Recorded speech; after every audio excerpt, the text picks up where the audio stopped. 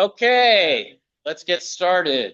And welcome to the May 6th meeting of the San Luis Obispo County Flood Control and Water Conservation District Water Resources Advisory Committee meeting with the WRAC.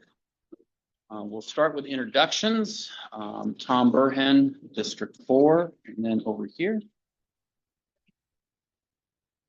Dan Hamel, Confluence Engineering Solutions. Angela Ford, County Public Works. Kelly Ford, City of Cove. McTeague, County Public Works.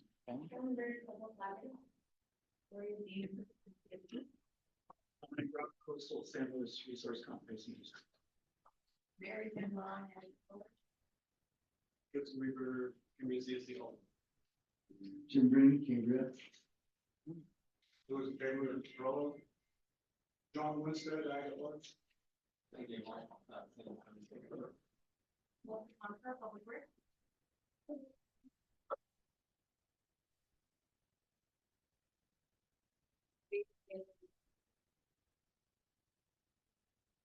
Okay, and then over here, Jan. Jan Hart, the City of San Luis Obispo Council members. Scott King, Cal Poly student. Eric Green, Environmental at Large. Christine Mulholland, Environmental Advocate.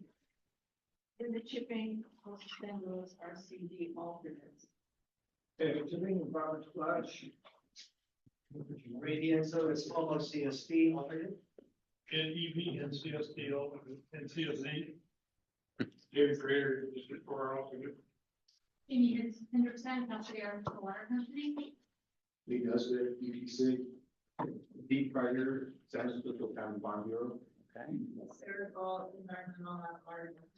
And Matt Cook, Golden State Water. thank you, Matt. Joey. Joan Style, County Public Works. Brendan Clark, County Public Works Committee Secretary. Very good. And we have folks online, Joey. We do have folks online. So for the folks attending online, I will call your name and please feel free to introduce yourself. Let's see here. Pull the list. Starting with Eric Johnson. Eric Johnson, Cambria Community Services District. Wes Thompson. Wes Thompson with San Luis Obispo County. Anthony Simo. Hi, Anthony Simo, Corollo Engineers. James Safranco.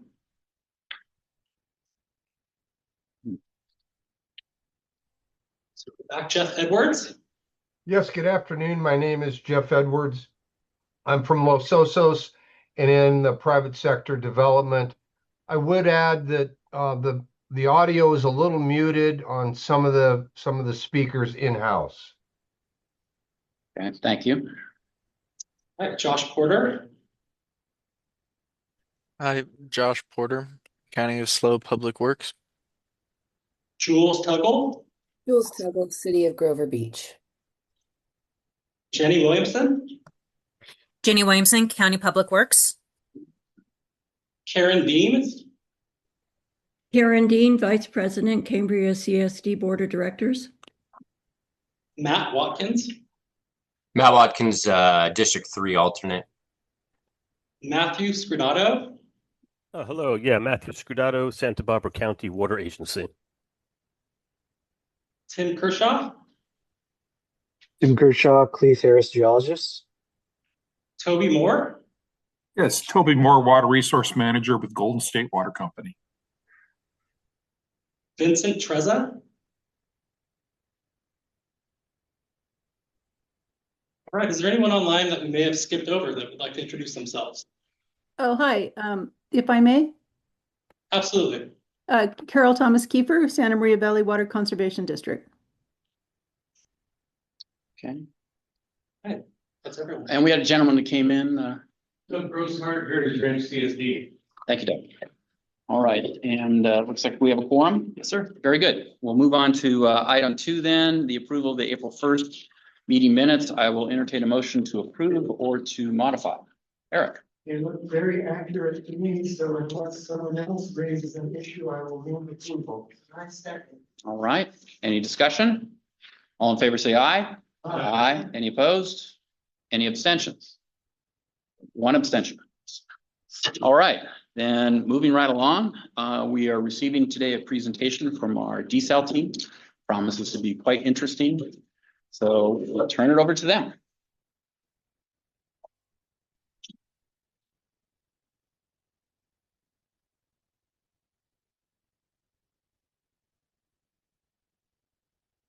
Should be good to go, Angela.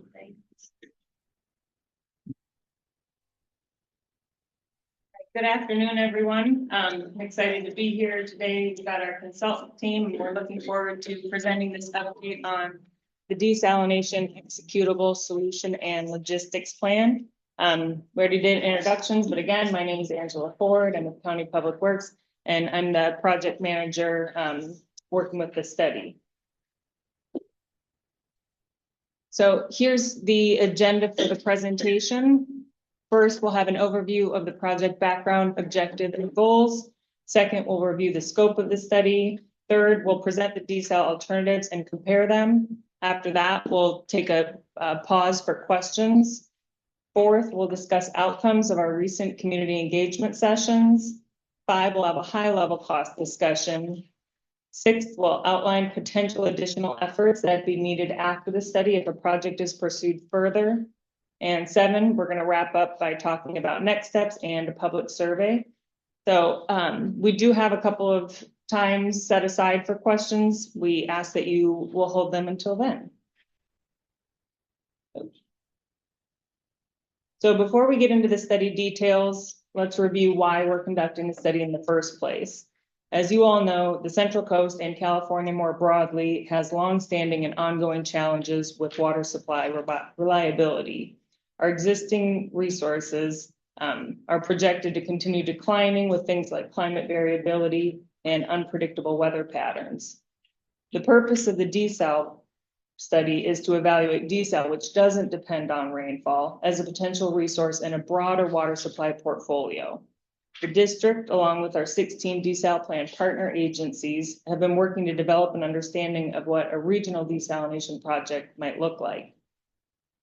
Ultimately, we want to ensure that our communities have a reliable and sustainable water future, and desal could be one piece of an all-of-the-above approach to addressing future water supply needs.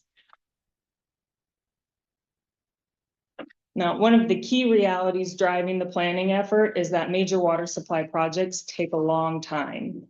As many of you know, projects like State Water, Nacimiento, the Los Osos recycled water, take years and decades to go from identifying the project need to actually having an operational supply. This feasibility study is just the first step for desal. When it wraps up later this year, we'll have a short list of potential projects.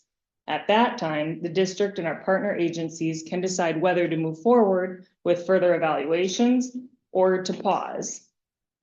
But this timeline just highlights why the long-range planning is so critical and why we're looking ahead now at what role desal could potentially play in the future.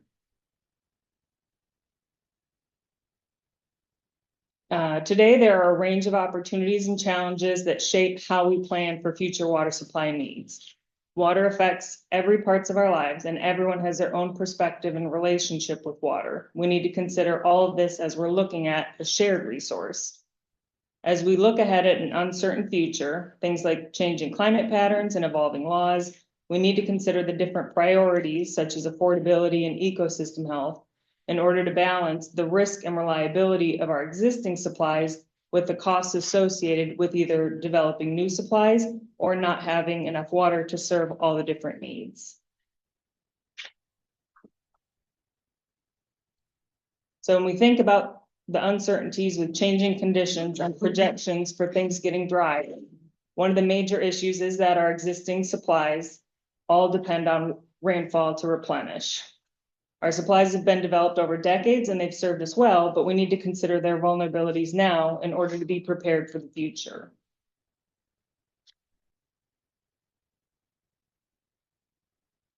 Beyond the fact that our existing supplies are rainfall dependent and drought cycles are expected to be more frequent and longer running, our infrastructure is aging and this leads to it being less reliable.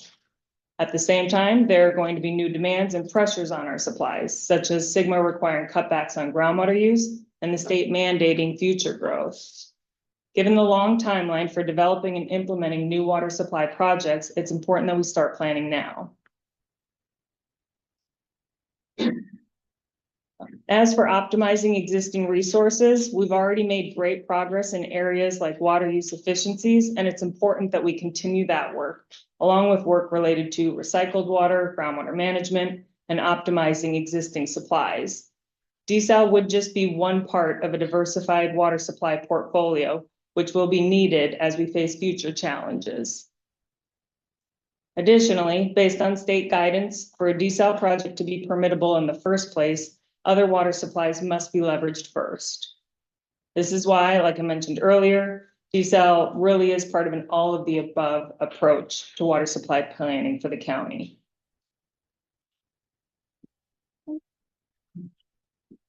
So getting back to the feasibility study specifically, the top part of this slide is a reminder of the overarching project goals.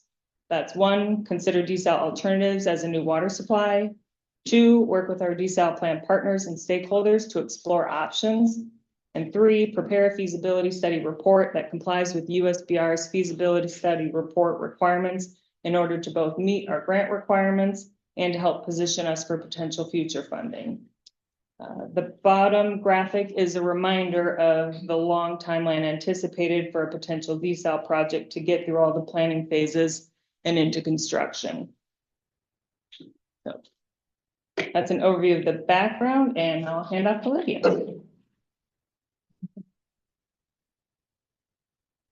Great, thanks. So Lydia Holmes, Corello Engineers. I'll cover a little bit of what the scope is of this work is. So this is a blow up of the graphic that Angela just showed, showing that long timeline, but we're really focusing in just on the phase 2 here, and really only the first half of the phase 2 work, which is that grant funded feasibility study that Angela mentioned.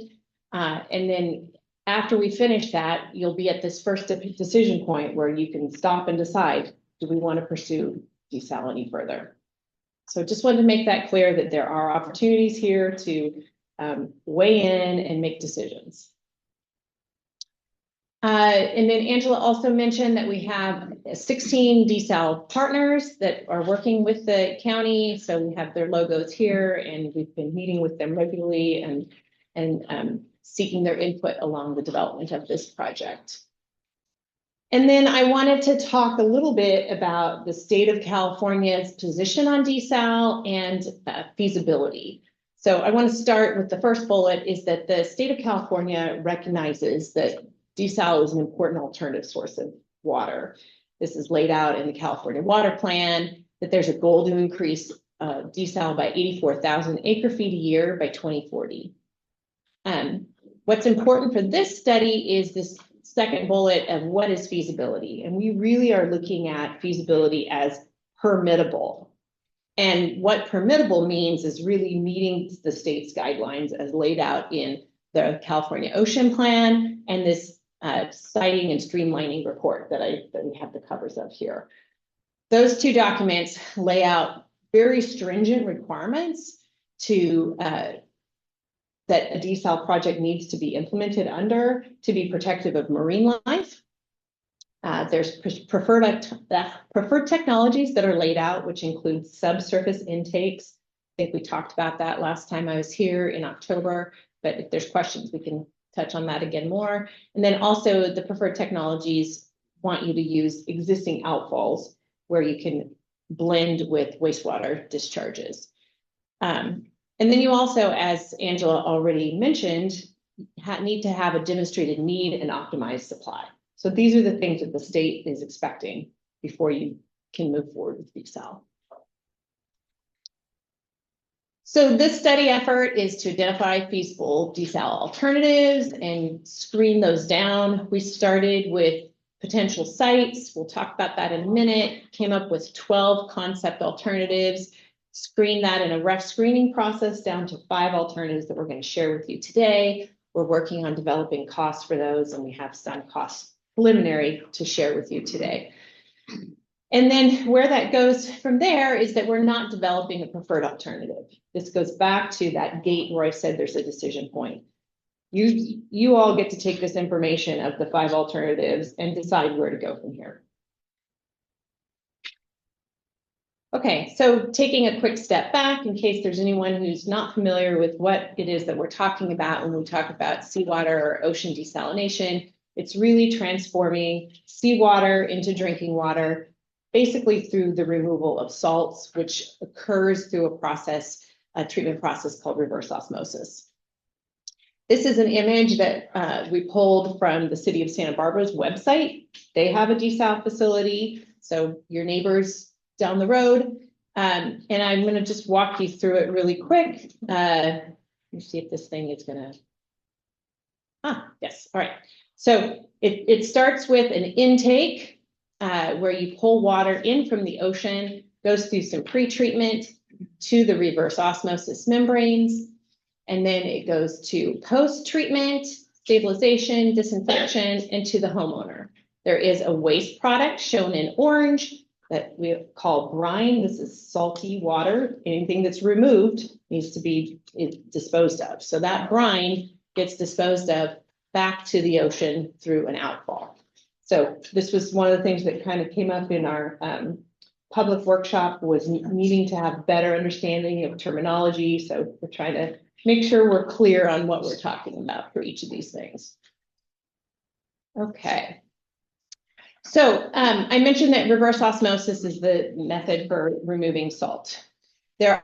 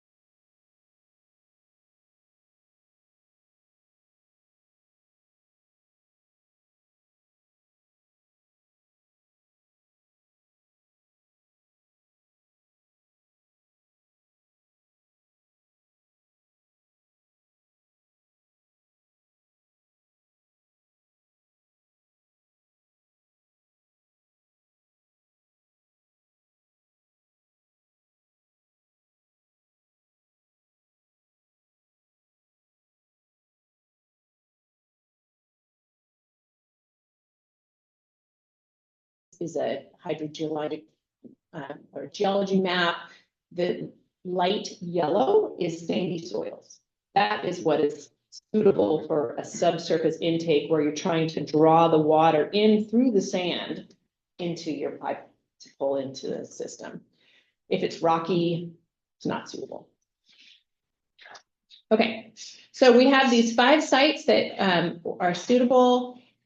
we wanted to layer on that, looking at land. Is there room to be able to site the land facilities? And so we did a whole process here where we looked at what I call the pancake layer of different land use. So are there biological habitats, and is there flood issues? What are the coastal and cultural resources and land use? And so these are not exact locations. We're not picking sites, but what we wanted to see was, is there even any place available near these locations that we were identifying as useful for intakes and outfalls? Okay, and so then using that information, we developed alternatives.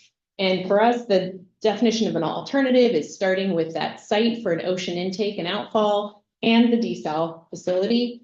We needed to layer onto that what size of facility we were wanting to locate at each place. That in almost all cases was constrained by the existing outfall capacity. Then we layer on end users. Who are we taking this water to? What are their demands? Is there a potential for any exchanges? And then finally, what's the conveyance or pipelines that would be needed to deliver the water? So that all together, those form an alternative. To dive in a little bit more on the potential demands, we did a survey of the end users in the county to look at baseline water use. This is both now and in the future. The responses we got were very diverse on how desal could fit in. Some people have a need now, some people have a need not until 2050. But what we ended up coming up with was approximately 5,300 acre feet of demands identified by partner needs. And then there's some other potential uses that we've identified that could help for overall supply resiliency or something like groundwater sustainability to meet Sigma goals. The figure I want to touch on really quick, because this kind of starts getting into the issue of the resiliency of supply. You can see that, that we have different colored pies for each of the partner agencies. And what they mean is the colors are related to what their existing supply makeup is. So it's not consistent across the county. You have some users that are almost wholly dependent on groundwater. You have others that are almost wholly dependent on imported water or surface water. Each of these supplies has a different kind of vulnerability and risk associated with it. So it's not one picture fits all for all users, but each one of them has their own risk and resiliency issues that could help be bolstered by having another alternative supply. Okay, so finally, I wanted to talk a little bit about our philosophy for developing alternatives. You can imagine there's a myriad of different iterations we could do of partners and sizes. And so what we were trying to do with coming up with the 5 alternatives that we're trying to develop costs for is have a representative suite of projects that cover the bookends, essentially, of what you might want to move forward with in the future. And those considerations then are size. Wanted to have, a range of small to larger facilities. They also cover geography, north to south. And then finally, breadth of like local only versus regional, where it's really spider web of pipelines throughout the county. So we were really trying to have alternatives that met all of these objectives. Okay, so the 5 rough screen alternatives that we came up with are shown in this table. I am going to walk through each one of them so you don't have to memorize it right now, but I'll just orient you to the table really briefly. We've got the essentially location named in the alternative A through E. It's not by order of preference, it's order of north to south. The partners who are served for each of these alternatives, what their capacity range of delivered water would be. And then the last column is which outfall would we be using, or is a new outfall required, and what's the total mileage of pipeline required for this alternative. So like I said, I'm going to walk you through each one of these, and then we'll be pausing at the end of that and we can ask questions about the alternatives. Okay, so alternative A is the Cambria area, local deliveries. This is one of our smaller projects. It's 330 to 580 acre feet a year. The users are Cambria and San Simeon. I mentioned earlier that there is a small outfall, but we are having to use a new outfall because it's not, the existing outfall is not big enough. On the map, you can see that there is a dashed area here. It's the Cambria State Marine Conservation Area. We need to avoid any infrastructure in that. We did talk to state regulators about it. So to solve that problem, what we did is move the infrastructure in the ocean north out of that conservation area. So it does lead to longer pipelines, but it avoids that sensitive habitat. Just to explain the graphic maybe a little bit more, because you're going to see it each time. The orange is the outfall, the green is the intake pipeline to the treatment area, and then the blue is the delivery of drinking water. Okay, moving on to the next location on down the coast is at the Cayucas Estro Marine Terminal.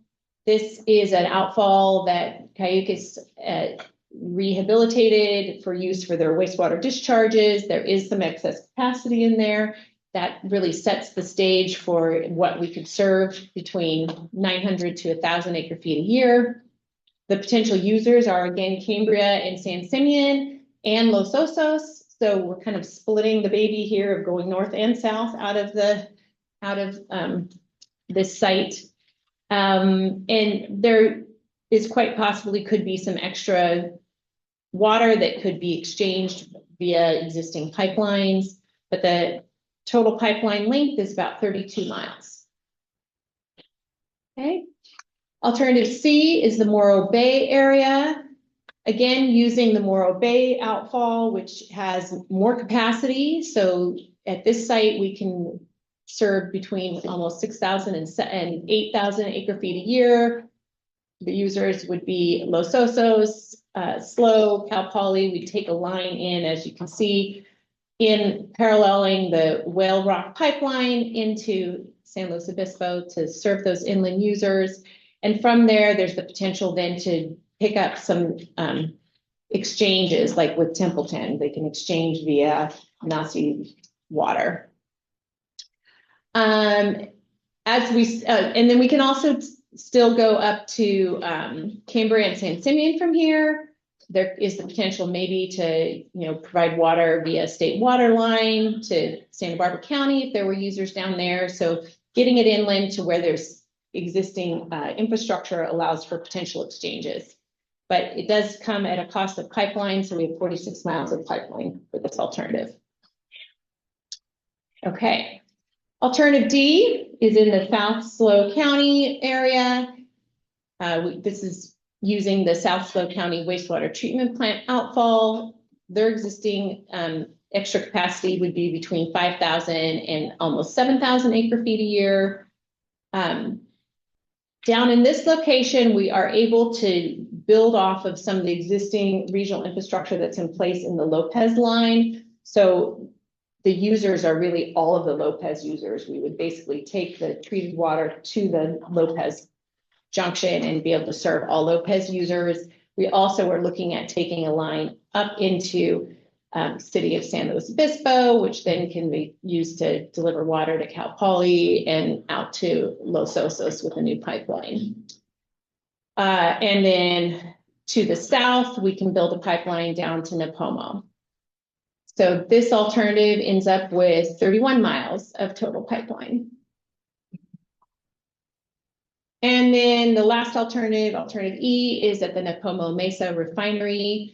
I'm sure many of you know that this has been shut down, so it's a brownfield site that it can be redeveloped. There is an outfall there. The one disadvantage of this site is that it doesn't have any wastewater flow going to that outfall. So this would be entirely brine. It wouldn't be blended, but it would be able to reuse that existing infrastructure that's in place. The outfall is a little smaller, so we're limited to 1,800 to 1,900 acre feet a year. And again, we would be able to serve South County Lopez users by tying into that Lopez line and Napomo, and maybe have a little bit of extra water that we could exchange via the state water line. And the total miles of pipeline here is 21 miles. Okay, so I'm going to pause there and let people ask questions about the alternatives. I'll start here. Thank you, yeah. I'm not quite understanding the Nacimiento exchange with Templeton. Nacimiento water flows south. The Salinas River flows north. Wouldn't it be simpler for Templeton to participate financially in the project by helping San Luis Obispo with its costs in exchange for San Luis Obispo taking less Salinas River water and Templeton using that? Well, so both of San Luis and Templeton use Nasi water. So it's a similar idea, but the idea is that Templeton would participate by taking more Nasi water, and then City of SLO would take desal water. So the green line I see on the map, that's not a pipeline. Not a pipeline. It's a transfer. Pump water over the mountains. Yeah, we're not going to pump water over the mountains. Could you expand on one of your first slides, which was a constraints analysis on sand offshore?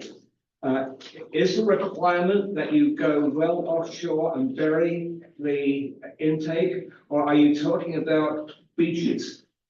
No, it's well offshore. So that's what a subsurface intake is that you need, well, how far offshore really is going to depend on the groundwater basin. It's going to be site specific.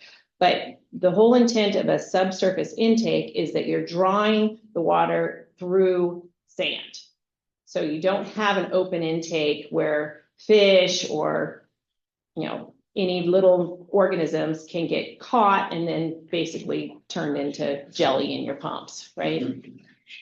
So, okay, so I had one over here. I just have a quick question about the last two. I don't know if you can go back to the last slide. The two last alternatives, one's in the Oceana area, and then the Napomo.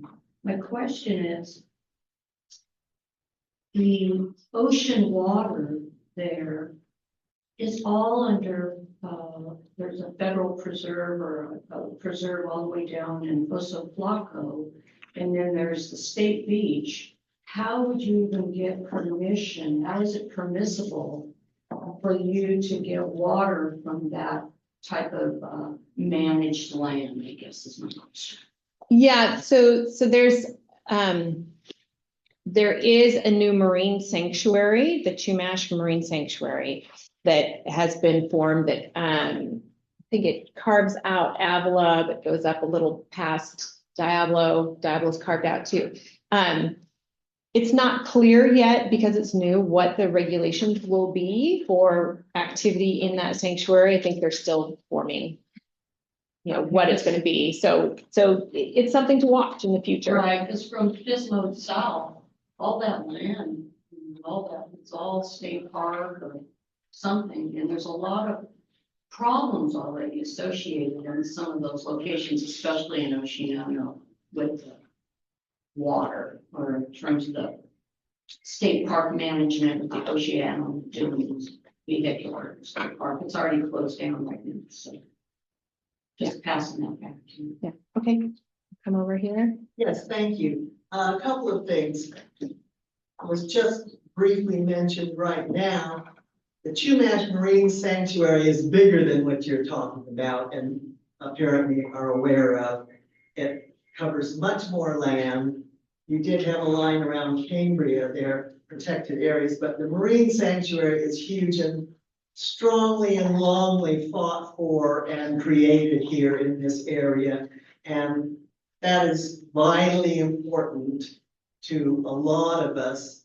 So I want you to pay more attention to that as you go through, please, on your analysis.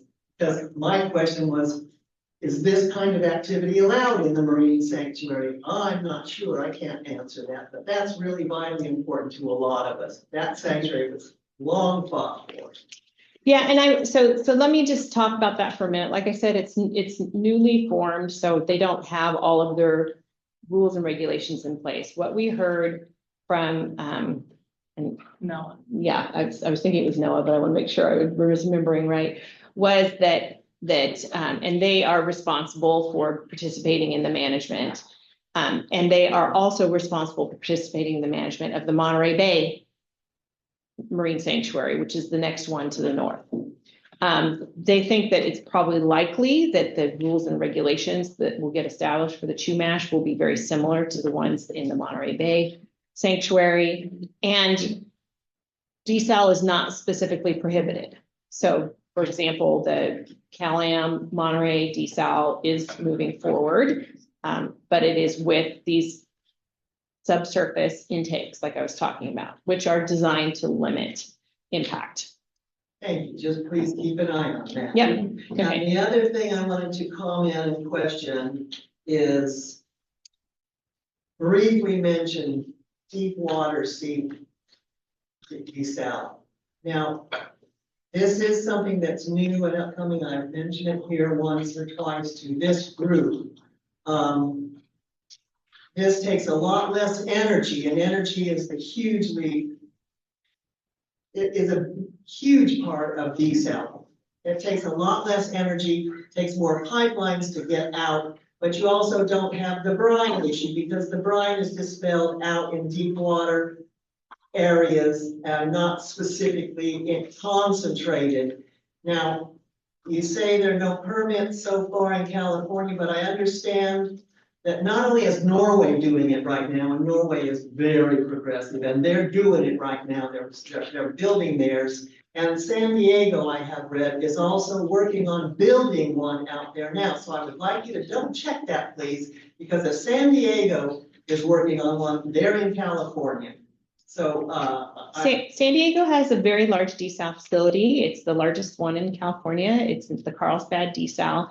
It is an open intake that is being converted to subsurface intake right now. It was paired up with a power plant, which is why they were allowed an open intake at first. And when that power plant shut down, they were required to convert to a subsurface intake. It is not one of these alternative technologies of deep water desal. And when I read, either I misread it or it was wrong. Thank you for the clarification. Go ahead. What is your brine dilution requirement? So there's a specific brine dilution requirement. You have to go through, so we're going to cover this a little bit in next steps, but if a project wanted to move forward, you would have to do an extensive study of how much water is in there that it's going to blend with. That's a blending in the pipe. And then once you get out into the ocean, you do a dilution study where you have, there's diffusers on the end of the pipe and how they're angled and what is on the end of them. They're called little duckbill valves. Anyway, there's a whole science in figuring out, what's the model of how this is going to disperse. This water is going to disperse in the ocean. And so that's what's required, is you have to have certain disbursement requirements so that you aren't impacting marine life. And the state is all over this. They have a lot of requirements on that. So you don't have a number today? No, because we are not doing dilution modeling today. I have one last question. Sorry. Population growth, is that included in your analysis of where the population is from? When we solicited demand requests from partner agencies, we looked at urban water management plans and asked all the partners to provide estimates of what their future needs were. So that is part of the equation, Okay, but it's based on, each agency's adopted plans. Yes. So at the outset, you said one of the primary criterion was existing outfalls, partnering with existing outfalls, but your northernmost one is a new outfall, and the southernmost one is an outfall that has no existing flow in it. And if those are feasible under your analysis, why are we restricting ourselves to existing outfalls if that's not always the case? Well, yeah. It's not that you can't get permits for new outfalls. I've been involved in a project for the city of Ventura where we just got a new outfall. They're not put in commonly. This is kind of a rare thing, but it is possible. So, but the state's guidance is that they prefer that you use existing outfalls. Even if there's no flow.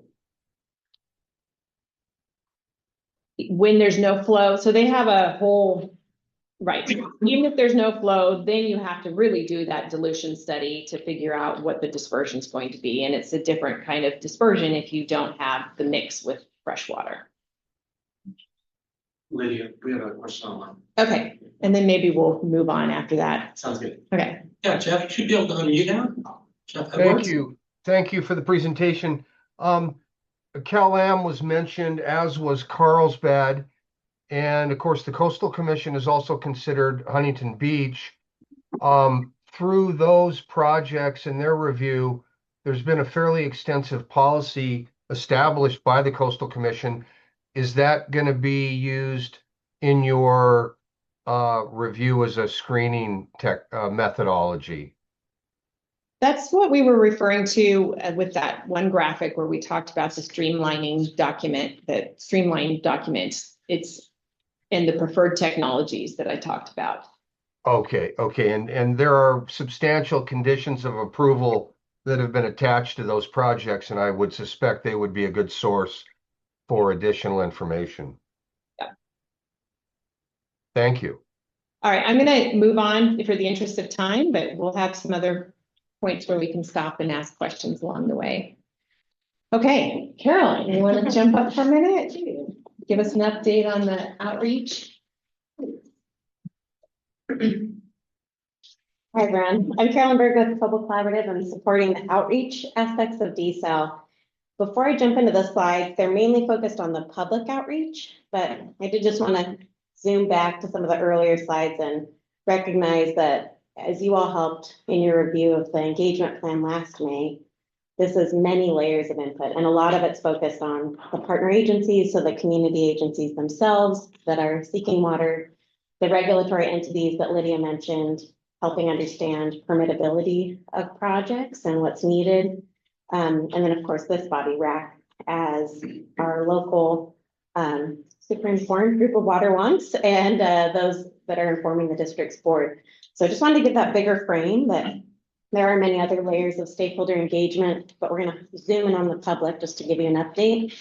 And when we think back to the engagement plan, some of the core goals of engagement at this stage, because it is so early in the process of thinking about that long range of project development that Angela mentioned, if communities were to pursue DCEL. So some of the goals early on are to build an understanding in the community of DCEL as an opportunity, to create transparency from an early stage onward so that people and communities feel like they have the opportunity to learn alongside all of the staff and professionals in the region, and to seek a space for finding out what community concerns are along the way or input along the way. So those are some of the big goals then as I walk through what we've actually done, just to keep in mind. So looking back, some of the community engagement to date, the district has a DCEL webpage that's been in place for a few years now. So we've been maintaining updates there to track along the progress, updating the frequently asked questions portion of the website so that if anyone's not showing up to meetings, there's still an opportunity for them to be getting informed and getting to know DCEL in a big picture way. We've been sending out email blasts through the DCEL email list, as well as I think a few times through WRAC. And then all of the partner agencies have also helped to cascade that email and social media out through their networks as well. We're going to have a wide reaching, trying to just disperse information so that anyone who's interested has the opportunity to be looking into this project. And if you'll recall, back in August and September, we did a concurrent survey out to the public and a virtual engagement session. So kicking off the process and starting to gather input from the community. And then just a few weeks ago, we had 2 in-person workshops, and aligned with your input from October, we held them in 2 subregions of the county. So we had April 20th, one on North Coast in Morro Bay, and then on April 21st in South County at Grover Beach. All the materials are posted online, so there's a presentation posted on the website, a video of the presentation portion. So if someone missed it, they could still watch essentially a lot of the presentation you're hearing right now. And then a fact sheet with updated information about the project. In case you didn't tune in or attend any of those meetings, we thought we'd share some of the major comments. And I'll say that overall, we had around 140 attendees across both sessions. I would say there was a lot of energy and interest in the project and different tone in the North Coast versus South County. But I'd say that a lot of the questions and concerns were similar with some exceptions. But Lydia mentioned there's questions around terminology. Not everyone is steeped in water, so there's a lot of understanding what's Sigma, what's a GSA, that sort of thing. What's brine, the kind of baseline, just getting to know what do we need to know about water when we talk about desal. And there's a lot of questions about kind of big picture. How does this fit into the regional water supply? What does it mean for my community? Do we really need more water and which communities? And then I'll kind of, a bunch of these, what I wanted to focus on is just telling you a lot of the questions are about the future. So people are already zooming ahead. So it's hard to stay in this very conceptual land of what desalination could look like. So there's a lot of questions that are a couple steps ahead, like how's water going to be allocated? What would it be used for? What's it going to cost me? Who's going to pay for it? So all these things that will take communities deciding they want to pursue it further and what those agreements might look like in the future. Christine, you led with a couple of these questions. We had a number on environmental impacts. So wanting to understand how the sanctuaries fit into the picture, permittability, what's going to happen when any project goes through a regulatory process and concerns around that. We had site-specific concerns or just interests. So Cambria residents wondering about what this might look like for them, or Morro Bay, we heard more concerns about having yet another industrial project. So there's a wide range of kind of curiosity or concern, I think, when it comes to the specific locations. There are questions, again, these are future focused, but about the fairness or equity. In that one, an example would be a Morro Bay resident wondering, if you cite a project here, what's the benefit to my community? You know, we're being most impacted by a project. How do we get a benefit as the community there? So there's, again, that's more about future, same with governance and decision-making. And then there's more down into the weeds of this study itself, looking at infrastructure, how long are the pipelines, how do you determine that? Timelines, some people wanting to see this. I think this goes back to earlier comments Lydia and Angela made of some communities feel a need now before the next drought, and others are thinking longer term. So we felt that in the community too. Some wanting to know how you move something along faster, and others wanting to see, just get a sense of the whole many-year process if a project were pursued. We did get questions. Technology and alternatives is both the alternative technologies, which Christine mentioned, but also alternatives in terms of what Angela mentioned with looking at other water supply opportunities. And questions around growth and how this relates to future development of the region, energy and climate change. So what we wanted to show you the whole picture because I think you've got, we as a resident here too, a really intelligent community who's thinking about all the hard questions you have to ask when you're exploring projects like this. So there's a lot to be covered there, but people are starting to think about it, and I'm sure any process that moves forward would require quite a bit of an educational lift to make sure everyone's informed and ready to move forward with any project through future phases. What did you mean by the North County meeting was quite different than the South County meeting? Yeah, good question. North Coast, so it was just that we had a small group of Morro Bay residents that weren't interested in an industrial project. So there was a bit more spiciness to the meeting.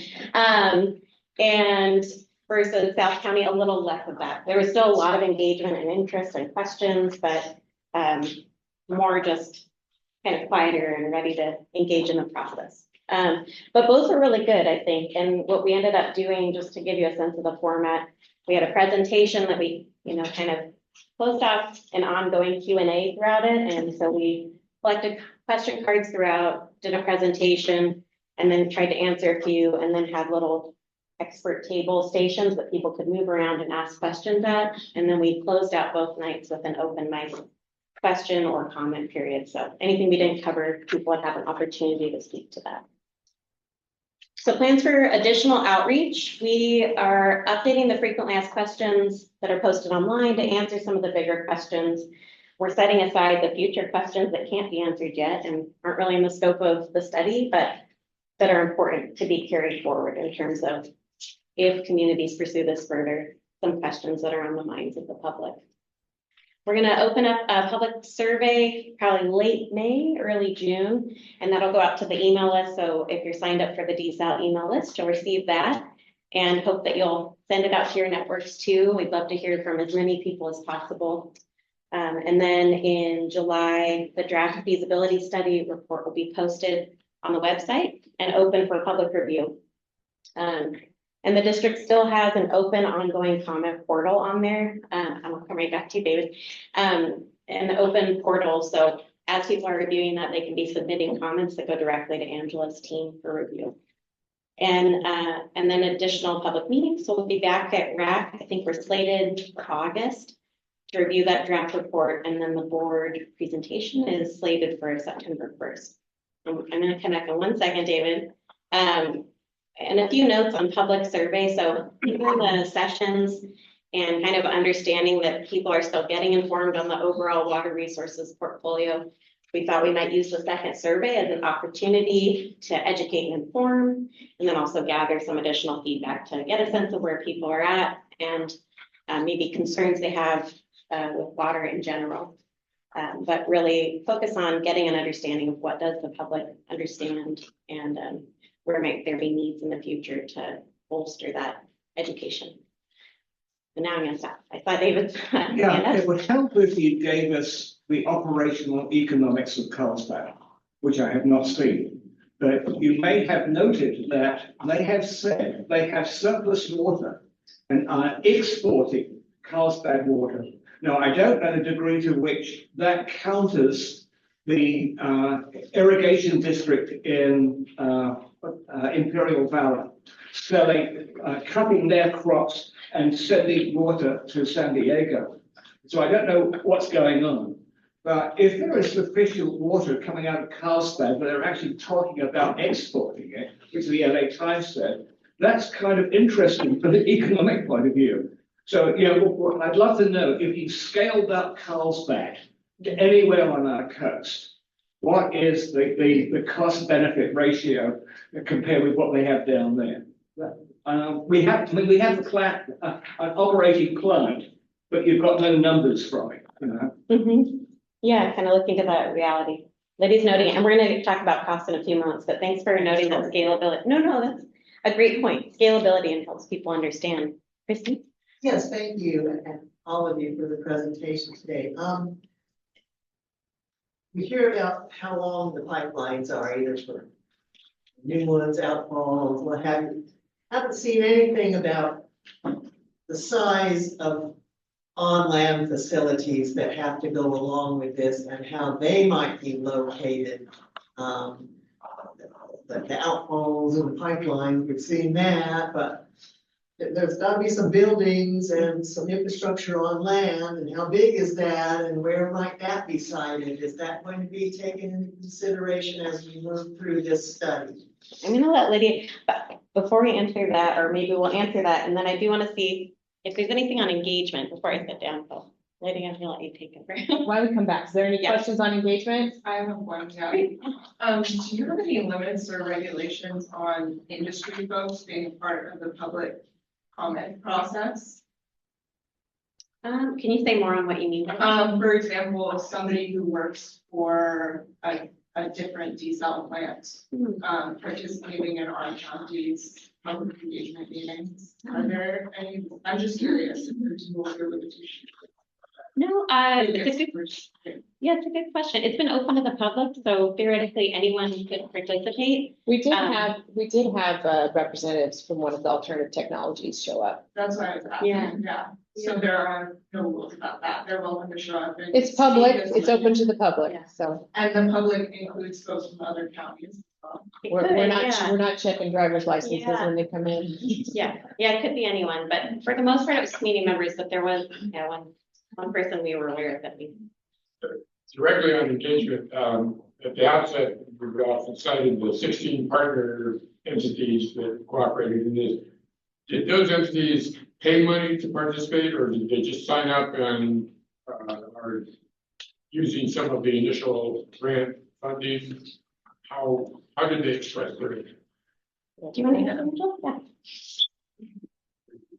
So before we kicked off, we asked any of the partner agencies who were willing to be considered in the planning to have their boards or councils adopt resolutions saying as much. So we have, each of the agencies has adopted a resolution agreeing to be considered in the desal plan. And as far as funding, this study is funded by USBR And Water district. Grant and District. Yeah. So there's no other agency participation in the funding right now. And the agencies that expressed interest made no commitment. Correct. Yeah, this is the many decision points in the future that Lydia mentioned. You're just kind of getting to a very early phase decision point if anything happens beyond. Was there one more hand up for engagement? Jan? Oh, Eric. Yeah, I'm just curious about the city of San Luis Obispo in terms of the assumption that there will be water wheeling through that area. For many decades, the city has had a prohibition on wheeling water with very few exceptions that are considered on a case-by-case basis, but so far have not actually been implemented. So I'm just curious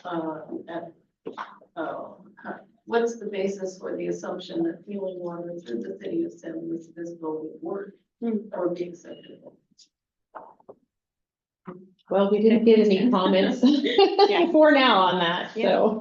Good note, I though. think it's something you need to really look Yeah. at before you make a plan that in some way has that being pivotal. Mhm. And going back to what Christine Mulholland was saying, in terms of the on-land facilities that would be necessary to accomplish that. Also, the city right now has excess recycled water and probably will have more in the future. And Cal Poly is making its own recycled water facility. So the assumption that north to south or south to north water could be wheeled through the city or through Cal Poly. I just think before you go much further, you should make sure that you've got solid information. Yeah, thanks for the comment. Thank you. And to get back to the land question, yeah, I had that pancake layer graphic that I talked about. That was to start looking at land. We do have estimates. They're not on the slides and I don't have them in my head, so I apologize. But yeah, we have developed a high level estimate of, based on the size of the facilities, how much land each alternative would need to site a treatment facility and the pump station, and so that will be in the report. Thank you, I appreciate that, and I appreciate Jan's comment just now, because I remember when I served on council, knowing about our not allowing wheeling, when we were talking about Nacimiento water, for instance, and bringing that into the city, and Jan's been mayor and council for years, and so this is a really important, long-standing, multi-decades decision that was made a long time ago and has been honored about wheeling water in San Luis Obispo. Yeah, it has to do with land use issues, including sprawl and others, so that there's a whole layer of, besides this one particular plan, a whole layer of other considerations that, I frankly don't know what kind of participation the city, I'll find out what kind of participation the city has already made. Is the city a partner? Yes. Oh, okay, so I just need to do my homework on that. It's good to ask, though. Good question. And then Eric, and then I'll hand back to Lydia. This is basically a simple process question. Are we likely to know by 4 weeks from now, when we have our June meeting date, exact timing of the release of the report so that we'll be able to set a special meeting if needed with a predictable time, or is it more a matter of sort of watchful waiting until it comes out?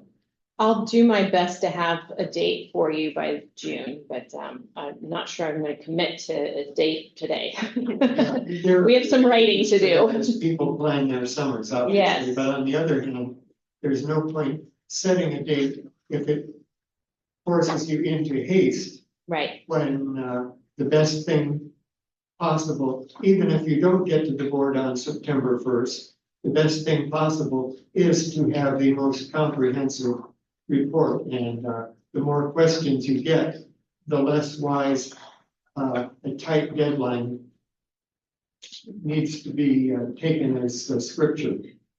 Yeah, thanks, Eric. Okay, great. And I'm going to move on. We do have a few other things I want to share, and then we'll open it up for questions again. Okay, so high level costs. So costs of course are a concern to the public. You know, when we had our community meetings, there was a question about costs. We've heard questions about costs today. So we wanted to start by kind of talking about what are the costs of some of the water supplies in the county today that are being used. So the county was able to pull their financial group for the last 3 years, what the costs of water were for these 3 different types of supplies that they're involved with. So state water project costs have ranged in the last 3 years from 1,300 to 2,100 acre feet. Nacimiento is 1,300 to 1,800. Lopez is $2,000 to $2,400 an acre foot. So these are dollars per acre foot. It's kind of the metric of how you look at water supply costs. But an important question, I think, is what's the cost when there is no water, right? What are you willing to pay to have reliable water? So that's just a question we wanted to ask, because each one of these supplies has vulnerabilities and issue with supply reliability. I can go into some of those vulnerabilities, but that's part of what you see in the range of costs too. State water, you have to pay a base amount, regardless of if there's a drought going on and you're getting no water, or if it's a year like, you know, the last couple of years where there's good water supply. So it's not always there, but you're always paying for it. Okay. So I wanted to talk a little bit, and some of you in your questions talked about this already, what, you know, some of the recent and ongoing approved desal projects. You mentioned the Carlsbad. Problem with Carlsbad using that is it's a 50 million gallons a day plant. It's huge. It's not really applicable to the size of facilities we're talking about. So these ones are, the CalAm one that I already mentioned, has gotten its permits. It's at 4.8 million gallons a day, and I apologize. I know I switched from acre feet earlier but I did have in parentheses MGD, but these are about the sizes that we're talking about. There was a lot of opposition for that CalAm facility. If anyone has followed all the news up there for the last 20 years. So the soft costs, or the costs to implement the project, have been very expensive. And I tried to dig around and find out what the cost estimates are today, and was not successful in finding them. It's a little hard to find out what actually the costs that have been spent and how much the cost is going to be. But they are, I think that they are fully designed and moving into construction. Doheny Desal is a project that is in design. It also is going to start in construction soon. So that's down in Orange County. It's 5 MGD, expandable to 15. This is the first facility that will be online using all of those preferred technologies that are laid out in the state guidance. And so they had a relatively easy time of getting their permits compared to, someone else mentioned Huntington Beach, you know, that did not use all the preferred technologies and was really big again. So the state likes you to follow all of their guidance and have smaller facilities. So Doheny was the perfect suite of that. And their cost estimate from a document that we found from the fall is that cost is going to be between $3,000 and $3,700 per acre foot. So this kind of gives you magnitude of what the costs are going to look like. Santa Barbara, is less relevant. While it's in the right size range, they're operating at 3 MGD, so they're operating already, unlike Doheny, where there's still an opportunity for those costs to rise because they're still in construction. Santa Barbara's operating, it's been running, but they rebuilt a desal facility that was previously permitted. They were allowed to use their existing intake. They did have to modify the screens, but this was before all that streamlined document came out.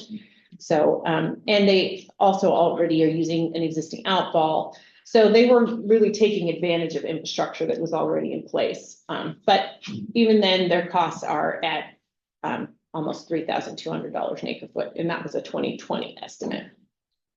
So that gives you kind of a range of what we're looking at for costs compared to what you were looking at for existing costs in the county. So moving forward on what we're doing for our cost estimates, really we're trying to come up with costs in these 3 different categories. There's the ocean infrastructure, there's the actual desal treatment, and then there's pipelines. So I have listed there what it includes and then certainty of costs. And so what I want to talk about is the certainty, and I'm going to start at the bottom. Pipelines are pretty easy for us to get cost estimates for.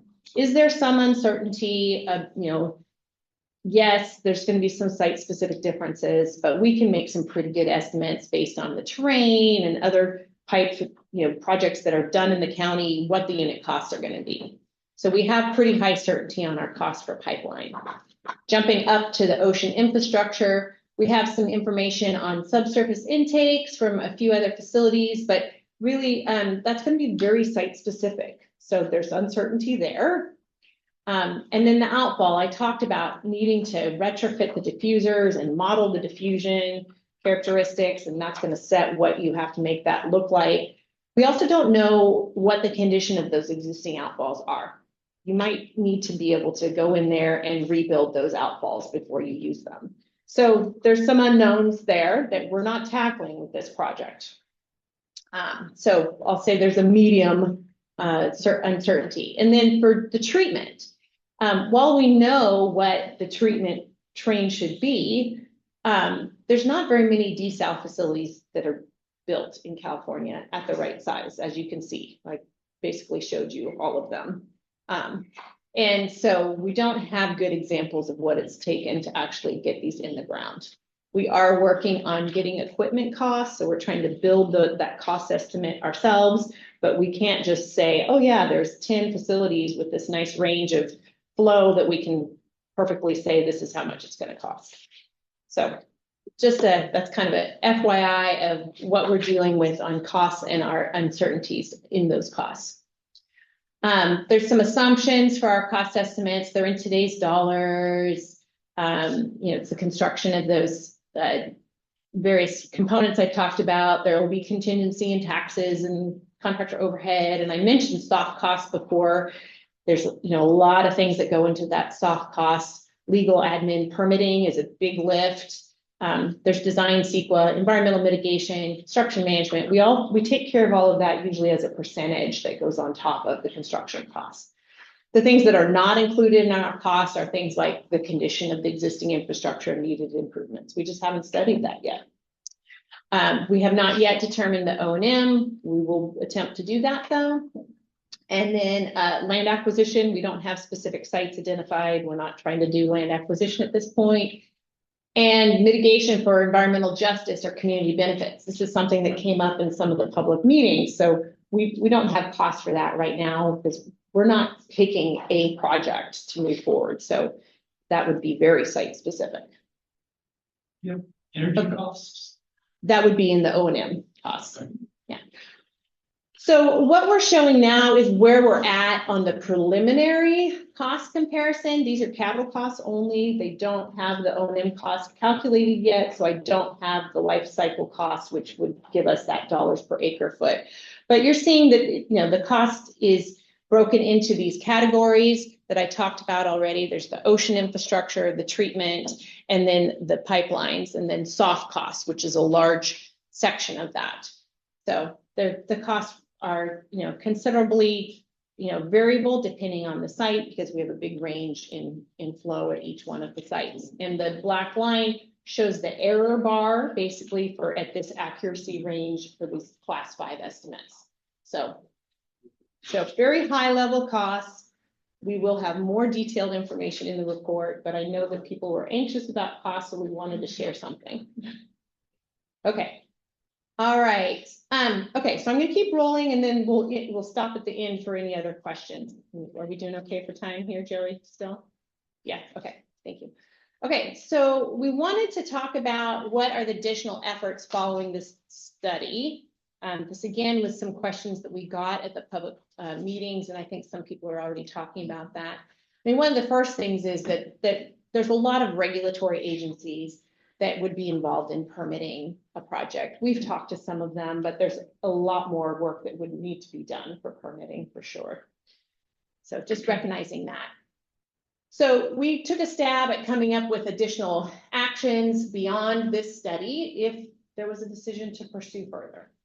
In the near term, there needs to be partner agreements and memorandums of understanding that people want to actually investigate further. How's that cost share going to work? Who's going to be involved? You need to narrow down the alternatives, select a couple for additional investigation, determine who's participating. Are there other 8 entities besides just the 16 partners that want to participate, like GSAs, if they're trying to meet Sigma goals for reducing groundwater extractions, things like that. And then, of course, we need to do more community outreach and education. And one of the ideas that we came up with was like a Citizens Water Academy, right? This is a big decision to move forward with an expensive water supply. Need to definitely start early and often with public outreach and education. Okay, so in the midterm, so those were early actions. In the midterm, you would want to start doing some site-specific investigations once you had narrowed in on a couple alternatives or one alternative, or and those site-specific investigations include more soil studies and hydrogeology. I kind of touched on that we did a high-level analysis, but once you had a location, you would go out and do borings and classify the soils, and you need to do marine studies. We already talked a little bit about the outfall dilution studies, looking at the condition of those outfalls. You'd want to do a coastal risk and hazards assessment, energy studies, treatment siting, existing infrastructure needs, look at pipe alignment corridors. So a lot of things to do for site-specific studies.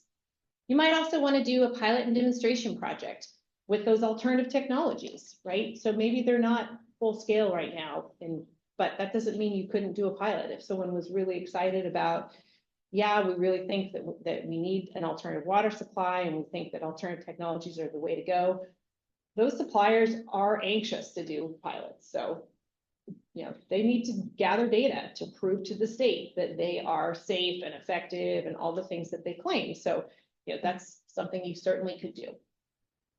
And there's sometimes funding out there to do pilots as well.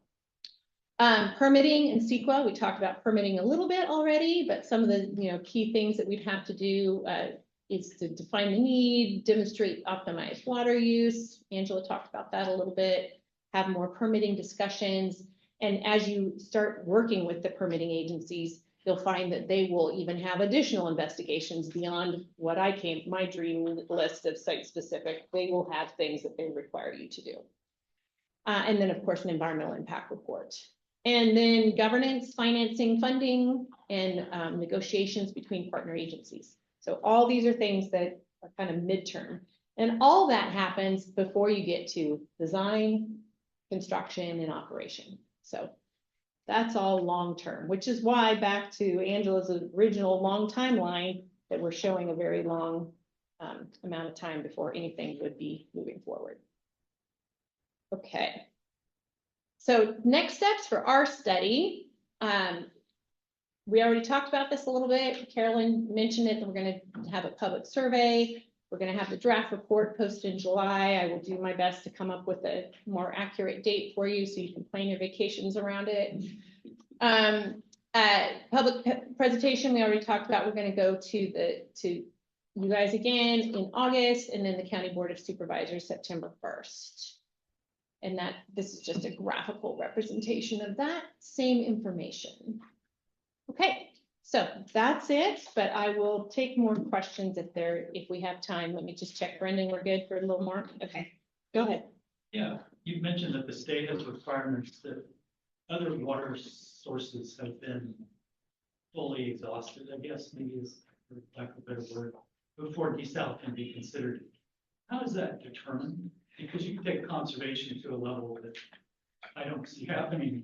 And I think you have to be careful saying that everything has to be exhausted, because I think that the Doheny project is a great example of that. You know, I don't know what their conservation levels are, but they are not recycling every drop of water. They are actually blending their brine into wastewater that's being discharged to their outfall, which that's another one of the requirements, is that they want you to have water to blend. So if you're recycling every drop of water, you have no water left to blend. So I would say it's very gray. Okay. Yeah, go ahead. How are you going to select what part of the public you survey? You're not gonna survey 250,000 people. No, so the survey is going out to people who are on the email list that have signed up to say that they're interested in this topic, and it's posted on the county's desal website. So anyone that is interested in taking the survey and providing input can go to the website and do so. So it's a little bit of a self-selecting survey. It's not, we talked about this earlier this week. It's a little different than where you're trying to develop like a statistical representation of the county, and, you know, where you do a random sample. This is not a random sample. This is self-selected. So to be clear on that, yeah. Go ahead. No one will be blocked from participating in that. I think the important thing. That's correct. My question goes back to under pipelines. The word treatment was used, and of course that can refer to simply the desal treatment itself, or it can be used for the way raw water becomes domestically usable water. And I was wondering which sense of the word it was used, because the standards for pipeline construction may need to be tightened if you're moving chlorinated water across streams, for example. Things like double lap wells and so on, to be absolutely positive you're not going to dump significant outpourings of chlorinated water into a steelhead stream or whatever. So I'm just wondering, what is the idea that each of the participants would get raw water and treat it themselves? Or is the idea more of a colonial pass sort of thing with the coastal branch, that you would actually, in the process of desalinating, also, would you chlorinate, chloraminate, would you use? Yeah, so it absolutely is to have centralized treatment for any of these options. We're not going to send ocean water inland to the city of San Luis Obispo, for example, because if they desalted here, then they would have to have, again, a very long brine line back down the other way. So that doesn't make sense. You really want to put these facilities at the coast. So you're going to have your desal treatment at the coast. And this is all treated water. It's basically drinking water. So it's no different than your potable water lines that are running all over the county already that are drinking water. Two big risks then that need to be considered in the environmental review. One is the sprawl inducing impacts of having municipal treated water available along the entire route. And then the other is, if you're using toxic chemicals like chlorine, chloramine, or whatever, these standards of pipeline construction need to be absolutely, it will be a more expensive pipeline. And for very good reason. Thanks for those comments. Anyone else? Okay. Thank you.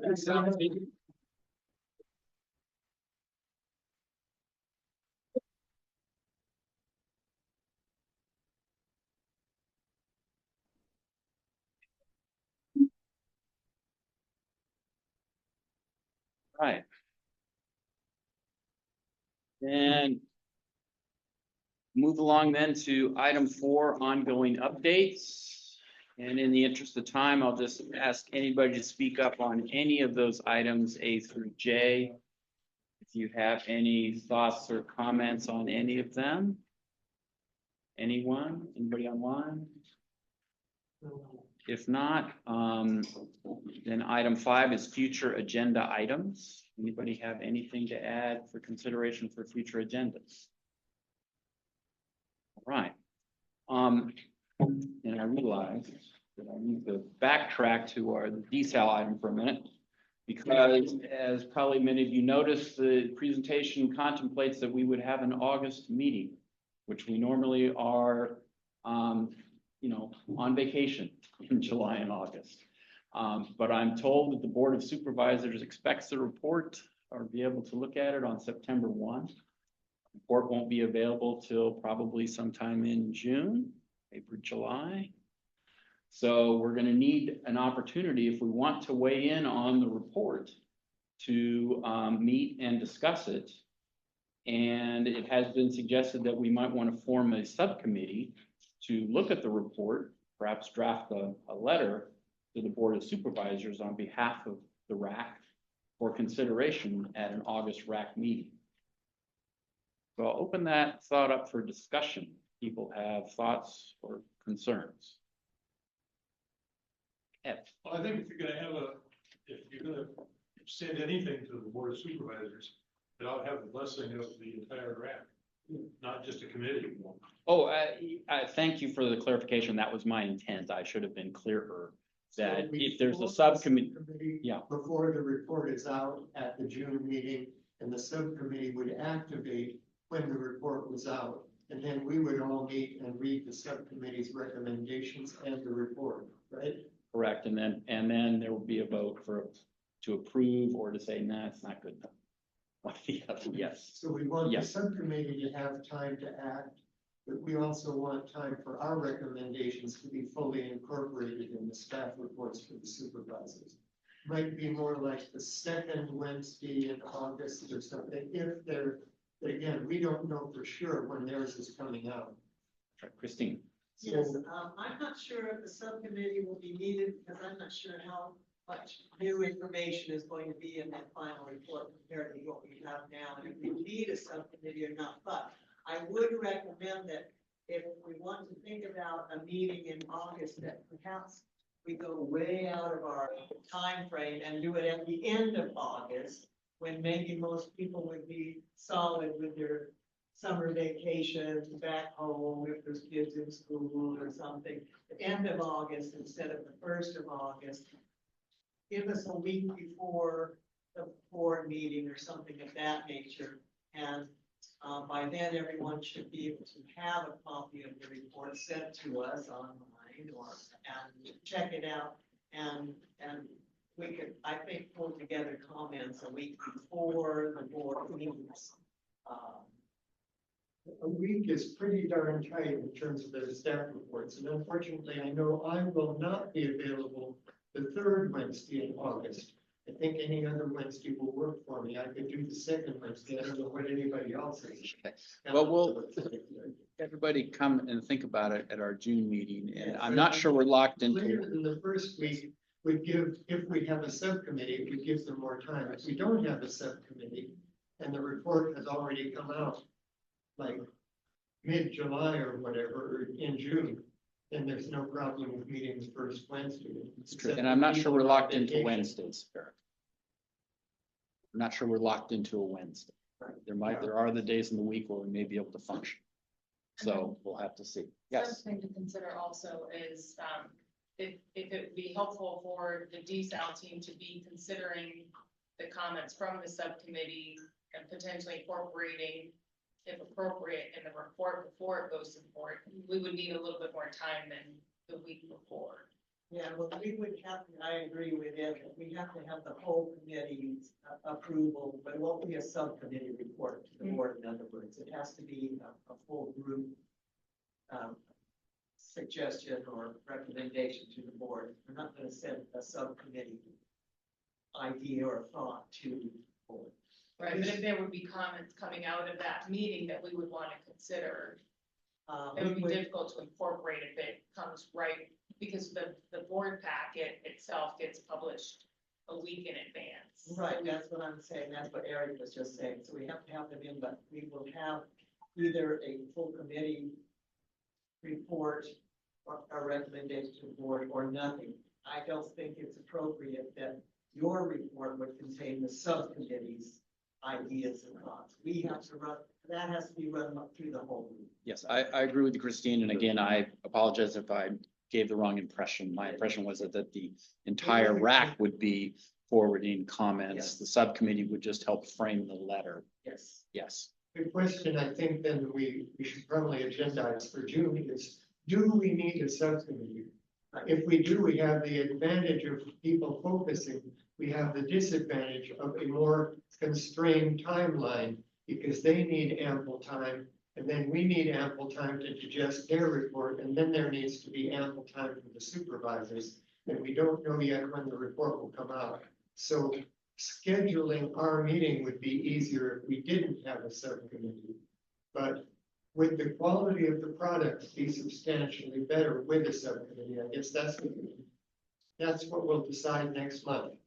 David. The question was alluded to earlier, but can we get just a feeling from the team, should the report be qualitatively different than what we've seen, or are you just trying to support it with background, text, so forth, and it's going to have the same content? Please. Yeah, so I want to be clear on that. This has to follow the format. Angela mentioned this earlier of a Bureau of Reclamation feasibility study. So it has some very specific requirements. So there are a number of background chapters, as you say, so there's going to be stuff that you're probably not going to think is that interesting, but we have to put in. That argues for it. Being qualitatively the same as what we've already seen. So the information on the alternatives is going to be very similar to what you've seen. We're going to have more detailed costs. We'll have things like what's the size of the facility needed. So we'll have a little bit more like tables and comparing alternatives, but we're not hiding anything from it at this point. We're sharing with you what to come up with as well. In my opinion, that would argue against the subcommittee and go ahead.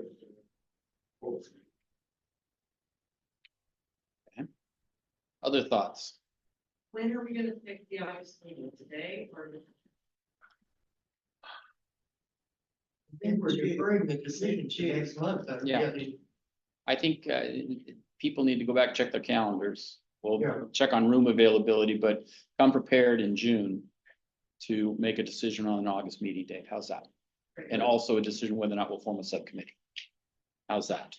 Okay, because I'm hearing that maybe we won't need one if you're summarizing in essence what you've told us today. I don't know if it's that controversial where it's going to be hard to draft a letter to the supervisors essentially saying this is what you're doing. I'll go out on a limb and say, yes, the RAC supports this, but I'm not saying that would be the outcome, but I think that maybe it's not going to be that hard. Go ahead, Brent. I'm gonna ask a clarifying question. Is this a receive and file anticipated for the board? No, I mean, for the Board of Supervisors in receiving this report planned for September 1st, is the staff recommendation is just. Just be a receipt. Yeah. Correct. That's what I wanted to clarify. So the committee's role in advising District Board of Supervisors would, be alongside that receive and file recommendation. So.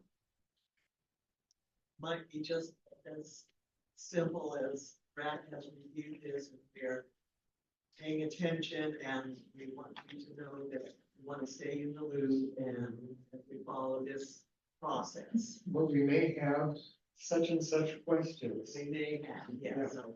That we hope the board will ask the presenters before they receive the file. We'll see. Okay. Thank you, Eric. Any other thoughts or comments on that? And so come prepared in June.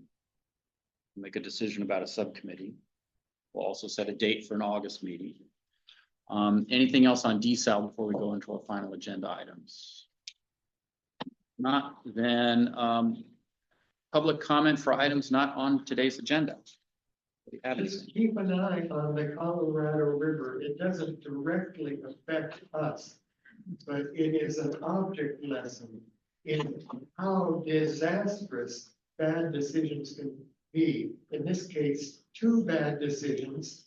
Number one, Lake Powell, which is an evaporation and infiltration pond into sandstone, that they didn't even have a way that when it gets below a certain level, it can keep sending water to Lake Mead, which is also shrinking.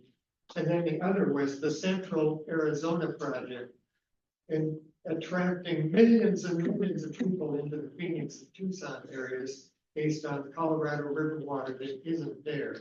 And in terms of climate change, just a note that in March, we had approximately 10 straight days in the North County of weather that was 25 degrees above normal. If we were to have 10 straight days of weather 25 degrees above normal this August in the North County, what would be the impact on water use, the ecosystem, and human health or death? So just some things to be thinking about. Thank you, Eric. I'm full of cheer. Anything else for items not on the agenda? All right, if not, we'll adjourn the meeting. We'll see everybody in June. Thank you. Thank you.